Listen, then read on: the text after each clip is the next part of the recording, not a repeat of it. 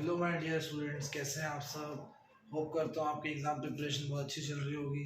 तो उसी exam preparation के लिए मैं आपके लिए आज लेके आया हूँ नई वीडियो, जो कि आज साइंस की होने वाली है। आप देख रहे हैं एवोल्यूशन स्टडी और मेरा नाम है राहुल। सो आइए स्टार्ट करते हैं।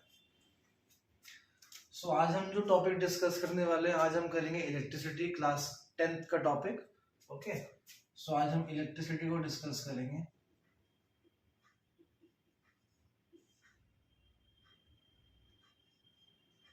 ठीक है, इलेक्ट्रिसिटी पढ़ेंगे आज हम। काफ़ी इंटरेस्टिंग टॉपिक है, बहुत नया टॉपिक है। ठीक है, इसमें न्यूमेरिकल्स भी देखने को मिलेंगे आपको, थोड़ी सी आपको थ्योरी भी मिलेगी। तो काफ़ी इंटरेस्टिंग और एक बहुत नया टॉपिक है। चलिए, तो जैसे ही आप इलेक्ट्रिसिटी वर्ड सुनते हो तो आपके माइंड में सबसे पहले ऑब्वियसली एक चीज़ आती है, वो होती है इलेक्ट्रिक करंट। बट हम जब इलेक्ट्रिसिटी पढ़ते हैं, आपने छोटी क्लासेस में करा होगा, 7th क्लासेस में, कि किसी भी कंडक्टर के अंदर या किसी भी सॉल्यूशन के अंदर इलेक्ट्रिसिटी तभी कंडक्ट हो सकती है जब उसके पास आयंस होंगे, फ्री इलेक्ट्रॉन्स होंगे, आयंस होंगे। कुछ भी जो आपने सीखा हो आज तक, फ्री इलेक्ट्रॉन्स, आयंस, सब एक ही बात है। तो उससे पहले हमें बेसिकली इलेक्ट्रिकल चार्जेस को पढ़ना पड़ता है। इलेक्ट्रिक चार्जेस को पढ़ना पड़ेगा आपको। ठीक है, इलेक्ट्रिक चार्जेस को आपको पढ़ना पड़ेगा। तो जनरली हमने वैसे तो 9th क्लास में करा हुआ है। इलेक्ट्रिकल चार्जेस होते हैं दो टाइप के। एक होता है कैटायन, जो कि पॉजिटिव चार्ज पार्टिकल है। एक होता है एनायन, जो कि नेगेटिव चार्ज पार्टिकल है। ठीक है, बट यहाँ पे हम ज्यादा इस चीज को डिस्कवर नहीं, तो यहाँ पे हम ज्यादा इस चीज को डिस्कस नहीं करेंगे, क्योंकि ऑलरेडी हमने ये 9th में और पहले भी किया हुआ है। बट हमें यहाँ पे सिर्फ ये जानना है कि इलेक्ट्रिकल चार्जेस क्या होते हैं, चार्ज पार्टिकल क्या होते हैं। ठीक है, तो मैंने आपको बता दिया, चार्ज पार्टिकल दो टाइप के होते हैं, पॉजिटिव और नेगेटिव, और इनको हम कॉमनली आयंस के नाम से जानते हैं। Positively charge particle are known as cations, negatively charge particles are known as anions. बस इतना यहाँ पे हमारे लिए बहुत है। हाँ, तो अब मुझे एक बात बताइए, कंडक्टर और insulator on the basis of electricity, इन दोनों में क्या डिफरेंस है। भाई, ये इलेक्ट्रिसिटी कंडक्ट करता है, ये बोलोगे, ये नहीं करता है। ये इलेक्ट्रिसिटी कंडक्ट नहीं करता, ये इलेक्ट्रिसिटी कंडक्ट करता है, आप यही बोलोगे। ठीक है, अब रीजन क्या है इसका, रीजन क्या है, वाई। तो सिंपल लैंग्वेज में हम अभी ये जान लेते हैं कि कंडक्टर के पास फ्री चार्ज पार्टिकल होते हैं, फ्री चार्ज पार्टिकल्स, और बेसिकली वो चार्ज पार्टिकल कुछ नहीं होते, इलेक्ट्रॉन्स होते हैं। और इंसुलेटर्स के पास no such free electrons are there. Insulator के पास no such free electrons are there, therefore insulator cannot be able to conduct electricity, whereas conductors can easily conduct electricity because there are so much of free electrons on the surface or inside the surface of the body. Suppose एक iron की rod है, ये एक iron की rod है, ठीक है, और ये एक वुड है, ये एक वुड है। इससे इलेक्ट्रिसिटी पास नहीं करेगी, बट इससे करेगी। उसका रीजन क्या होता है, जो आयरन है, आयरन की रॉड के ऊपर बहुत सारे इलेक्ट्रॉन फ्रीली मूव कर रहे हैं। आयरन की रॉड के ऊपर बहुत सारे इलेक्ट्रॉन फ्रीली मूव कर रहे हैं, वेयरएज वुड में ऐसा नहीं हो रहा। वुड के पास फ्री इलेक्ट्रॉन नहीं है। अगर आप प्लास्टिक की बात करो तो प्लास्टिक की शीट है, सेम विद प्लास्टिक, प्लास्टिक के पास भी कोई भी फ्री इलेक्ट्रॉन नहीं है, इसीलिए वो इलेक्ट्रिसिटी कंडक्ट नहीं करते, या फ्री चार्ज पार्टिकल नहीं है। अभी आप सिर्फ ये भी जान सकते हो कि प्लास्टिक के पास कोई फ्री चार्ज पार्टिकल नहीं है, वुड के पास भी नहीं है, बट आयरन की रॉड के पास काफी सारे फ्री चार्ज पार्टिकल्स हैं, इसीलिए आयरन की रॉड इलेक्ट्रिसिटी कंडक्ट करती है। ठीक है,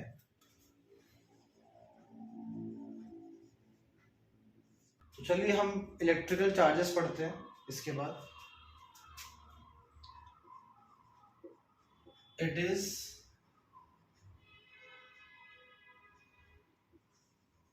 denoted by Q, capital Q, small Q, आप कुछ भी लिख सकते हो। टोटल चार्ज के लिए जब हम लोग एक होल चार्ज पढ़ते हैं, बड़ा चार्ज, तो हम कैपिटल क्यू लिख देते हैं, और अगर किसी छोटे से बॉडी का चार्ज लिखना है तो आप उसका स्मॉल क्यू लिख सकते हो। ठीक है, चार्ज की डेफिनेशन कुछ नहीं है, the total number of electron possessed by any conductor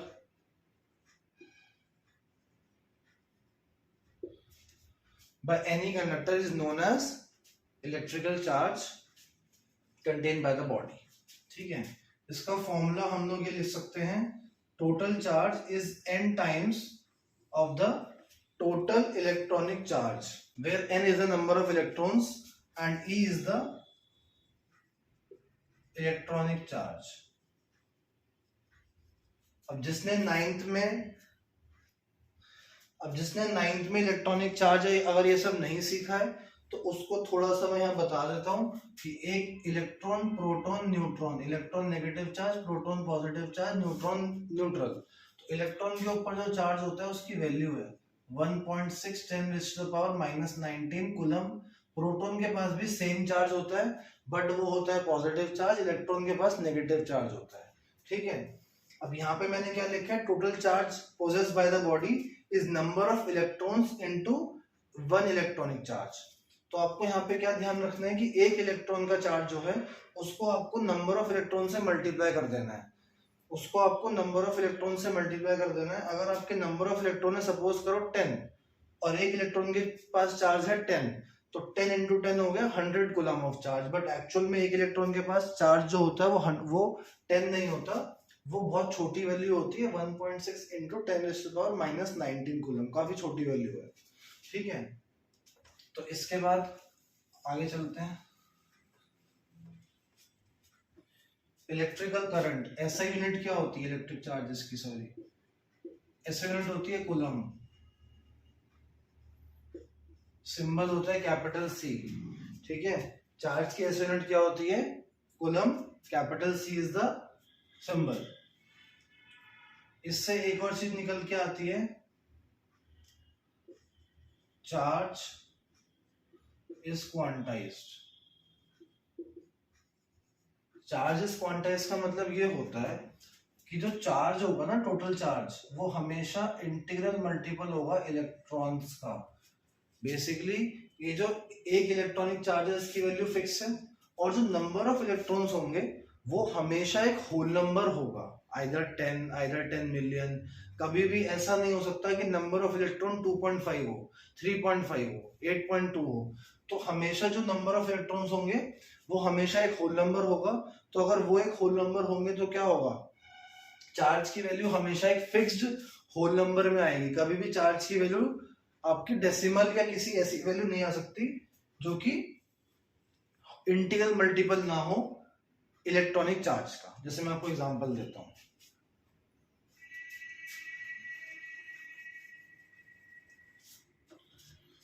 मैंने आपको बोला Q is equals to n times of V।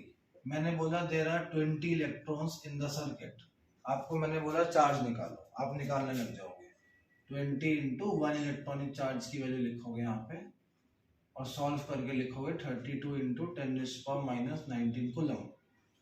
This is the total charge possessed by the circuit। तो आप बोलोगे yes it can possible because it is the integral multiple of 1.65। तो possible है ये, ठीक है। बट अगर मैं आपको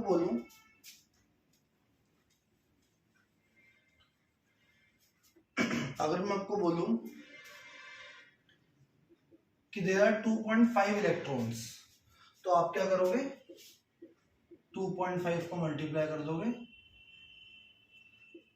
2.5 को मल्टीप्लाई कर दोगे इससे, तो ये आ जाएगा 2 इंटू 10⁻⁻19। अब आप क्या करोगे, चेक करोगे कि ये इसका इंटीग्रल मल्टीपल है या नहीं है। नहीं है, number of electrons can not be 2.5। Number of electrons हमेशा एक होल नंबर होंगे सिंपल लैंग्वेज में, वैसे एक्चुअल में इसको बोलते हैं इंटीग्रल मल्टीपल ऑफ इलेक्ट्रॉन्स। तो ये आपको याद रखना है। जैसे मैं अभी क्वेश्चन देता हूं, Which one of the following is not an electrical charge of an object? किसी भी कंडक्टर या ऑब्जेक्ट के पास इतना चार्ज पॉसिबल नहीं है। चलो मैं आपको 5-6 ऑप्शन देता हूँ, उसमें से यस नो करेंगे। चलिए मैंने कुछ क्वेश्चन लिखे हैं आपके सामने, तो इसमें से हमें आइडेंटिफाई करना है कि कौन इलेक्ट्रिकल चार्ज हो सकता है, कौन इलेक्ट्रिकल चार्ज हो सकता है, कौन इलेक्ट्रिकल चार्ज नहीं हो सकता। तो हमें यहाँ पे क्या देखना है कि 1.6 का मल्टीपल कौन है। सबसे पहले ये चेक करना है, और उसके साथ साथ हमें ये भी चेक करना है कि 10⁻⁻19 की वैल्यू किस किस की है। तो अगर -19 है ना, तो सिर्फ हमको 1.6 का मल्टीपल चेक करना है बस। तो जहां जहां पे 19 है वहां पे सिर्फ पहले 1.6 का मल्टीपल चेक करो। ये 1.6 × 2 होता है, ठीक है, ये हो सकता है। 1.6 के टेबल में 64 आएगा, इंटू 40 करेंगे तो आएगा, तो यस ये भी पॉसिबल है। अच्छा, 1.6 को किसी नंबर से मल्टीप्लाई करेंगे तो 4 तो नहीं आएगा, आई थिंक होल नंबर तो नहीं है, 1 को 2 से 3 से नहीं आएगा, बिकॉज 16 × 3 इज 48 and 16 × 2 इज 32, तो ये पॉसिबल नहीं है। ठीक है, नेक्स्ट चलते हैं। 16 के टेबल में 1.6 के टेबल में 8 आएगा ऑब्वियसली, क्योंकि 80 भी आता है तो 8 आएगा। तो 1.6 × 5 अगर आप करोगे तो 8 होगा, तो इसका मतलब ये पॉसिबल है। अब आ जाते हैं इस पे।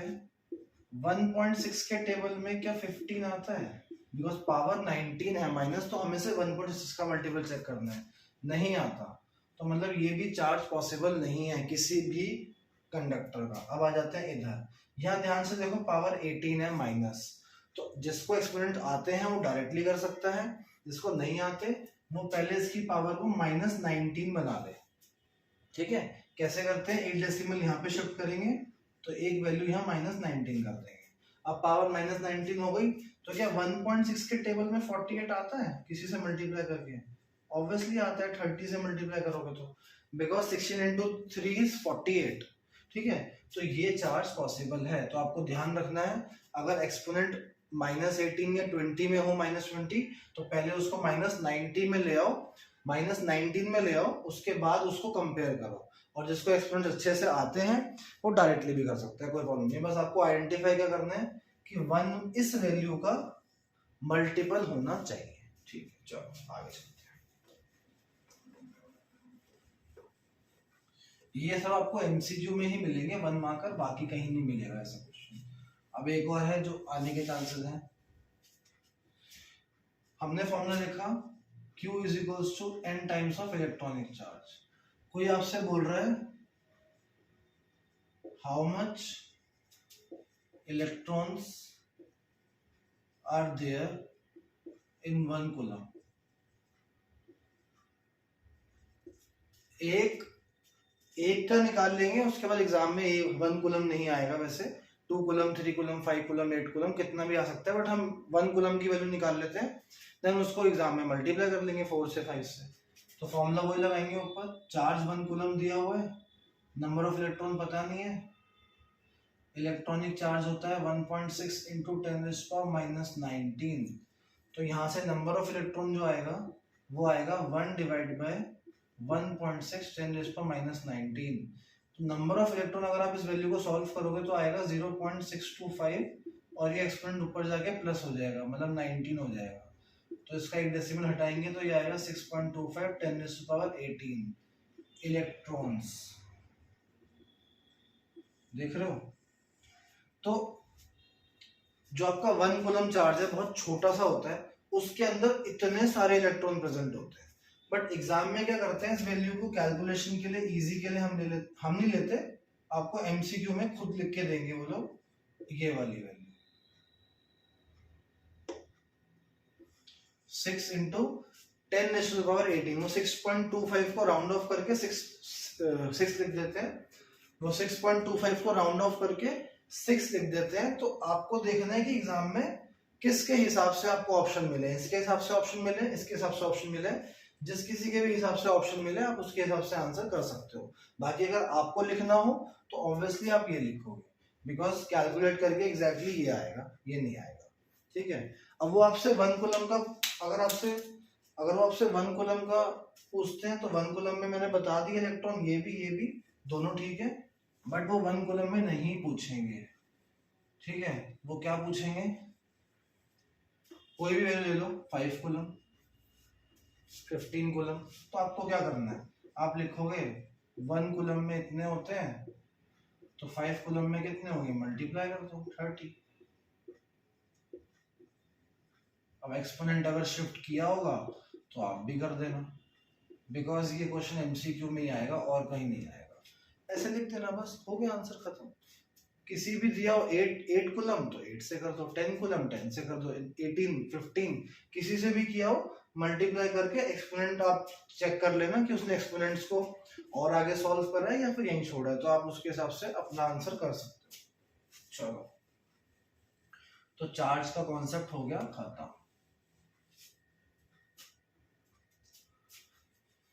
नेक्स्ट चलते हैं इलेक्ट्रिक करंट। नेक्स्ट चलते हैं इलेक्ट्रिक करंट पे। तो इट इज डिनोटेड बाय आई। तो हम लोग इलेक्ट्रिक करंट को आई से डिनोट करते हैं, ठीक है। क्या होता है electric current? It is defined as the rate of flow of charge. होता क्या है, ये आपने छोटी क्लासेस में सीखा है कि सॉल्ट वाटर इलेक्ट्रिसिटी कंडक्ट करता है और डिस्टिल्ड वाटर नहीं करता। तो उसमें बेसिक डिफरेंस क्या होता है? चार्ज पार्टिकल का। जिस सॉल्यूशन में चार्ज पार्टिकल मूव कर सकते हैं वो इलेक्ट्रिसिटी कंडक्ट करता है, अदरवाइज नहीं करता। तो सिंपल लैंग्वेज में ये हुआ ना कि जहां पे चार्ज मूव कर रहा है वहां आप इलेक्ट्रिसिटी देख सकते हो, जहां चार्ज मूव नहीं कर रहा वहां पे इलेक्ट्रिसिटी प्रोड्यूस नहीं होती। तो सिंपल लैंग्वेज में हम बोल सकते हैं कि electricity is nothing but a movement of charge particles in a circuit. तो इसीलिए मैंने लिखा है electricity is defined as the rate of flow of charge particle. जो मन करे आप लिख सकते हो rate of flow of charge particle, मतलब कि एक सॉल्यूशन में या एक सर्किट में कितने चार्ज फ्लो कर रहे हैं कितने टाइम में। जब भी डेफिनेशन में रेट आएगा उसका मतलब आपको उस वैल्यू को डिवाइड बाय टाइम करना पड़ेगा हमेशा। जैसे rate of change of velocity होता है acceleration which is velocity upon time, rate of doing work होता है एनर्जी अपॉन टाइम। तो ऐसे ही जब भी आपको देखने को मिले कि यहाँ पे रेट है तो मतलब उस क्वांटिटी को आपने डिवाइड बाय टाइम किया हुआ है हमेशा। तो इसको हम लिखेंगे electrical current is equals to charge upon time, कि कितने चार्जेस फ्लो कर रहे हैं कितने टाइम में। जितने ज्यादा चार्ज पार्टिकल एक पॉइंट पे फ्लो करेंगे एक सर्किट से उतना ज्यादा उसका इलेक्ट्रिक करंट होगा, ठीक है। ऐसा यूनिट क्या होती है इलेक्ट्रिक करंट की? Ampere. Because of scientist name, because जिस साइंटिस्ट ने इसको डिस्कवर किया था उसका नाम था आंद्रे मैरी एम्पियर, तो उन्हीं के नाम पे है इसके यूनिट एम्पियर और सिंबल होता है कैपिटल ए, ठीक है। बट एक चीज आपको ध्यान रखनी है इसमें, एक आपको 1 मार्कर एमसीक्यू मिल सकता है ऐसा कि जहां पे आपको वो ऑप्शन देंगे कि कूलम पर सेकेंड किसकी ऐसा यूनिट हो सकती है। तो 9th वाले स्टूडेंट भी इसका ध्यान रखेंगे और 10th वाले भी। इसमें क्या करना है आपको, अगर देखो जो ऐसा यूनिट होती है वो दो तरह से होती है, एक होता है साइंटिस्ट के नेम से और एक होता है फॉर्मूले से। जहां जहां पे साइंटिस्ट के नेम से ऐसी यूनिट होती है ना, लाइक एम्पियर हो गया या ओम अभी आ गया आप देखोगे, या इलेक्ट्रिकल चार्ज भी कूलम था वो भी साइंटिस्ट के नाम पे ही है, या फिर जैसे आपने 9th में किया होगा न्यूटन, ये सब आपके जो ऐसे यूनिट है सब साइंटिस्ट के नाम पे है। तो जहां जहां भी साइंटिस्ट के नाम पे होती है ऐसे यूनिट उसको आपको फॉर्मूले के नाम से भी जानना चाहिए। जैसे स्पीड होती है मीटर पर सेकेंड, ये फॉर्मूले से आई है, ये साइंटिस्ट का नाम नहीं है। बट अगर आप वहीं पे देखोगे फोर्स न्यूटन, ये साइंटिस्ट के नाम पे है। बट क्या फोर्स की ऐसा यूनिट न्यूटन ही होती है? क्या फोर्स की ऐसा यूनिट क्या न्यूटन होती है? क्या फॉर्मूले के हिसाब से नहीं होती? देख लो, फोर्स का फॉर्मूला क्या होता है? Mass into acceleration. मास होता है केजी में, एक्सेलरेशन होता है मीटर पर सेकंड स्क्वायर में। तो kg metre per second square is also defined as the unit of force. But क्योंकि वहां साइंटिस्ट का नाम है तो हम लोग न्यूटन लिखते हैं। बट इसका मतलब ये नहीं है कि केजी मीटर पर सेकंड नहीं हो सकती, KG metre per second square भी हो सकती है। तो यहाँ पे भी आपको ध्यान रखना है ऐसे ही कि एम्पियर तो साइंटिस्ट के नेम से है, बट अगर आपको कोई बोले कूलम बिकॉज चार्ज है, डिवाइड बाय टाइम बिकॉज, तो कूलम पर सेकेंड भी एसआई यूनिट इलेक्ट्रिक करंट की ही होगी।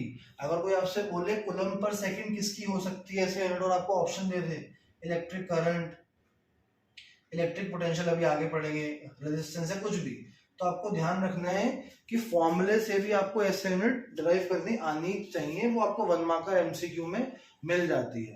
तो coulomb per second is the SI unit of electric current also, और we can say the other unit. Next आता है electric circuit. Electric circuit basically, electric circuit क्या होता है? It is a closed continuous curve to the flow of electrons और a flow of current. एक point से current flow करना शुरू करेगा आई, और घूम घाम के वापस आ जाएगा जहां से निकला था।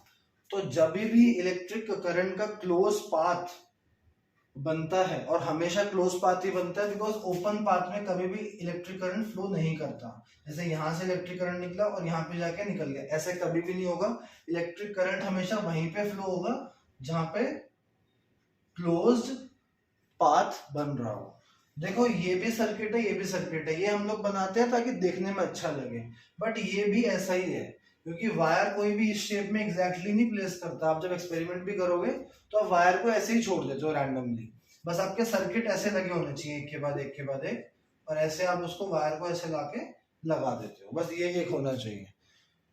तो ये कोई मैटर नहीं करता कि ये क्या ये क्या, ये भी क्लोज लूप ही है। क्लोज लूप का मतलब होता है जहां से स्टार्ट हुआ वहीं से घूम घाम के वहीं आना चाहिए बस। इसका मतलब ये नहीं है कि ये क्लोज लूप है और ये नहीं है, ये सारे क्लोज लूप है। लूप ओपन कब होता है? जब एक पॉइंट से स्टार्ट हुआ और वहां पे एंड नहीं हुआ, स्टार्ट कहीं से हुआ और एंड कहीं हुआ, तो ये ओपन लूप होते हैं। इसमें कभी भी इलेक्ट्रिक करंट फ्लो नहीं कर सकता, बस यहाँ से जाएगा और यहाँ रुक जाएगा बस, और एंड हो जाएगा, खत्म हो जाएगा। तो इसलिए जो क्लोज एंड कंटिन्यूअस पाथ होता है इलेक्ट्रिक करंट का, उसको हम लोग बोलते हैं इलेक्ट्रिक सर्किट। इलेक्ट्रिक सर्किट के एलिमेंट्स को मैं बाद में डिस्क्राइब करूंगा, अभी नहीं कर रहा। वो आपके एनसीईआरटी की बुक में भी बने हुए हैं कि बल्ब का सिंबल ऐसे होता है, एमीटर का सिंबल ऐसे होता है, वोल्टमीटर का ऐसे होता है, रेजिस्टेंस का ऐसे होता है। पहले मैं थोड़ा आपको पढ़ा दूं इस चैप्टर के बारे में, फिर मैं इनको डिस्कस कर दूंगा, तो आपको इजीली समझ में आ जाएगा कि ये क्या है। ठीक है, तो कोई आपसे बोले इलेक्ट्रिक सर्किट क्या होता है, तो आप क्या बोलोगे? It is defined as the closed and continuous path of an electric current. Electric current जब भी कहीं से स्टार्ट होगा और घूम के उसी पॉइंट पे आ जाएगा, तो उसको हम लोग इलेक्ट्रिक सर्किट बोलते हैं। जिस पॉइंट से स्टार्ट होगा उसी पॉइंट पे एंड होना चाहिए, और दोबारा उस पॉइंट से फिर क्लोज और कंटिन्यूअस, मतलब चलता ही रहेगा बार बार, तो उसको बोलते हैं इलेक्ट्रिक सर्किट। अब चलते हैं आगे। इलेक्ट्रिक पोटेंशियल, ये लास्ट टॉपिक है अभी का। Electric potential and potential difference. ठीक है, दोनों टॉपिक वैसे तो काफी सिमिलर है, बट समझने के लिए दोनों अलग अलग है। चलो ये स्टार्ट करते हैं। अच्छा एक बात मुझे बताओ, जैसे आप बोल रहे हो कि फ्लो ऑफ इलेक्ट्रिक चार्ज हो रहा है, सर्किट में चार्ज घूम रहा है, और हमने 9th में ये पढ़ा हुआ है कि अगर कोई भी चीज मूव कर रही है, चल रही है, घूम रही है, तो मतलब वर्क डन होगा, ये बात श्योर है। तो वर्क डन सपोज करो, एक यहाँ पे एक चार्ज है ए, और यहाँ पे एक चार्ज, एक प्लेस ए है और एक प्लेस बी है। एक चार्ज को आपको यहां से घुमा के यहाँ लाना है, एक चार्ज पार्टिकल को आपको यहां से उठा के यहाँ लाना है, कहाँ पे? इलेक्ट्रिक सर्किट में घुमाना है, क्योंकि हमने क्या बोला कि flow of electric charge is known as electric current. तो जब भी कोई फ्लो, कोई मूवमेंट होगी चार्ज की, तो ऑब्वियसली कुछ अमाउंट ऑफ वर्क डन भी हो रहा होगा। तो वो जो वर्क डन है कौन कर रहा है? चार्ज कर रहा है, बिकॉज चार्ज कहाँ से कहाँ घूम रहा है? सर्किट में एक जगह से दूसरी जगह पे घूम रहा है। ठीक है, तो हम बोलते हैं पोटेंशियल डिफरेंस या इलेक्ट्रिक पोटेंशियल, कुछ भी बोल लो आप, मैं लिख रहा हूँ सिर्फ पोटेंशियल फिलहाल। तो वैसे लेकिन थ्योरेटिकली और फॉर्मूला वाइज दोनों ऑलमोस्ट सिमिलर है। हम लिखेंगे potential difference equals to work done upon charge, work done upon charge. ये हम लिखेंगे potential difference is equals to work done upon charge. अब इसका मतलब समझना कि इलेक्ट्रिक सर्किट में एक चार्ज को दूसरी जगह पे ले जाने में कितना अमाउंट ऑफ वर्क डन करना पड़ रहा है। किसको? कोई तो कर ही रहा होगा ना ऑब्वियसली। अभी यहाँ पे एक बैटरी लगेगी, बताऊंगा अभी, एक बैटरी लगेगी तो वो करा रहा है उससे वर्क डन। तो उसको मूवमेंट करने के लिए कितना वर्क डन लग रहा है, तो वो वर्क डन डिवाइड बाय उसी चार्ज का चार्ज, जो चार्ज मूव कर रहा है, उसको अगर आप डिवाइड कर दोगे तो आपको क्या मिलेगा, पोटेंशियल डिफरेंस या फिर इलेक्ट्रिक पोटेंशियल। एक चार्ज पार्टिकल को ए प्लेस से बी प्लेस तक मूव कराने में कितना वर्क डन लग रहा है, और उस चार्ज पार्टिकल का चार्ज डिवाइड कर दो उससे, तो आपको क्या मिलेगा, इलेक्ट्रिक पोटेंशियल या पोटेंशियल डिफरेंस। ठीक है, इलेक्ट्रिक पोटेंशियल का फॉर्मूला मैंने लिखा हुआ है, वर्क डन अपॉन चार्ज। फॉर्मूले में लिखोगे तो फॉर्मूला V होता है, इसका फॉर्मूला होता है V, वर्क डन को सब पता है W और चार्ज Q। तो work done upon charge is the formula of this electric potential. ऐसा यूनिट अगेन एक साइंटिस्ट के नाम पे लिखेंगे, which is volts, symbol is V। Alexandra Volta scientist था, उसके नाम पे है ये वोल्ट्स। ठीक है, देन नेक्स्ट हम लोग दूसरी भी पढ़ेंगे, other unit on the basis of formula. तो फॉर्मूले से क्या करेंगे, वर्क डन होता है जूल्स में और चार्ज होता है कूलम में। तो कोई अगर आपको बोले जूल पर कूलम किसकी यूनिट है, तो आपको फॉर्मूले से पता लगाना है जूल, ओके, वर्क डन पर coulomb means divide by charge, तो वर्क डन अपॉन चार्ज तो होता है पोटेंशियल, और सर ने बताया था पोटेंशियल डिफरेंस तो वोल्ट्स भी होती है, तो आपको आंसर कर देना है पोटेंशियल डिफरेंस या इलेक्ट्रिक पोटेंशियल, जो भी ऑप्शन में होगा आप वो चूज कर सकते हो। चलो नेक्स्ट, फिर पोटेंशियल डिफरेंस क्या है। पोटेंशियल डिफरेंस है जिस वजह से ये चार्ज घूम रहा है, जिस वजह से ये चार्ज पार्टिकल मूव कर रहा है। हम लोग जब बैटरी लगाते हैं तो हमेशा एक लाइन को बड़ा और एक लाइन को छोटा दिखाते हैं, बैटरी या फिर सेल बनाते हुए। ऐसा क्यों होता है, और बड़े वाले पे हमेशा पॉजिटिव, छोटे वाले पे हमेशा नेगेटिव लिखते हैं। उसका रीजन ये होता है कि हम लोग जब सेल को फैब्रिकेट करते हैं तो हम एक एंड को हमेशा ज्यादा फैब्रिकेट करते हैं, जिसको हम लोग बोलते हैं हाई पोटेंशियल या हायर पोटेंशियल, जिसके पास सिंपल लैंग्वेज में आप ये मान लो कि चार्जेस ज्यादा हैं। और जो नेगेटिव चार्ज होता है उसको बोलते हैं लोअर पोटेंशियल, जिसमें आप ये मान लो कि चार्ज कम होते हैं। ठीक है, तो जैसे एयर पार्टिकल या एयर या विंड हाई प्रेशर से लो प्रेशर की तरफ मूव करती है, ऐसे ही चार्ज भी हायर पोटेंशियल से लोअर पोटेंशियल की तरफ मूव करता है। इसीलिए हम लोग हमेशा बोलते हैं कि electric current always move from positive to negative, because positive is always at the higher potential, negative is always at the lower potential. As like wind, charge is also moving from higher to lower, तो इसीलिए charge हमेशा positive to negative move करता है और electric current भी positive to negative move करता है। अब तो इसी को बोलते हैं पोटेंशियल डिफरेंस। अगर ये पोटेंशियल का डिफरेंस नहीं होगा तो चार्ज मूव नहीं करेंगे। तो अगर आपने बैटरी नहीं लगाई किसी सर्किट में तो चार्ज तो है सर्किट के पास, बिकॉज वायर आपने लगा दी और वायर है तो उसके पास चार्ज है, लेकिन उस वायर का चार्ज कौन मूव कराएगा, उस वायर का चार्ज कौन मूव कराएगा, ये बैटरी मूव कराएगा। जब तक, क्योंकि हम देखते हैं जैसे हम लोग स्विच ऑन करते हैं वैसे ही लाइट जल जाती है, उससे पहले तो लाइट ऑफ रहती है। तो क्या हम लोग कंडक्टर देते हैं, नहीं। क्या हम लोग चार्ज देते हैं, नहीं। चार्ज तो ऑलरेडी प्रेजेंट है, वायर हमने डाली हुई है तो वायर में चार्ज तो ऑलरेडी है, लेकिन जैसे ही हम लोग स्विच ऑन करते हैं वैसे ही हमारा जो सर्किट है वो ज्वाइन हो जाता है और उसको पोटेंशियल डिफरेंस मिल जाता है। कितना घर में आता है 230 से लेके 240 के आसपास। जैसे ही उसको इतना वोल्टेज मिलता है उसको मिलता है पोटेंशियल डिफरेंस, और वैसे ही एकदम से बहुत सारे चार्जेस चले जाते हैं और हमारा जो भी अप्लायंसेस है वो काम करना शुरू कर देता है। तो ये होता है पोटेंशियल डिफरेंस, जिस वजह से इलेक्ट्रिक चार्ज एक सर्किट में मूव करता है, अदरवाइज इलेक्ट्रिकल चार्ज मूव नहीं करेगा, वो सिर्फ सर्किट में अपनी जगह रखा रहेगा चुपचाप। जैसे अगर मैं अभी स्विच ऑन कर दूं, लाइट का ऑफ कर दूं, तो लाइट ऑफ हो जाएगी, लेकिन इलेक्ट्रिकल चार्ज उस सर्किट में प्रेजेंट होंगे, लेकिन पोटेंशियल डिफरेंस हट जाएगा, उस वजह से इलेक्ट्रिकल चार्ज हमें नहीं देखने को मिलेगा, इलेक्ट्रिकल करंट नहीं देखने को मिलेगा। ठीक है, इलेक्ट्रिकल करंट को मेजर कौन करता है, एक डिवाइस का नाम है विच इज एमीटर।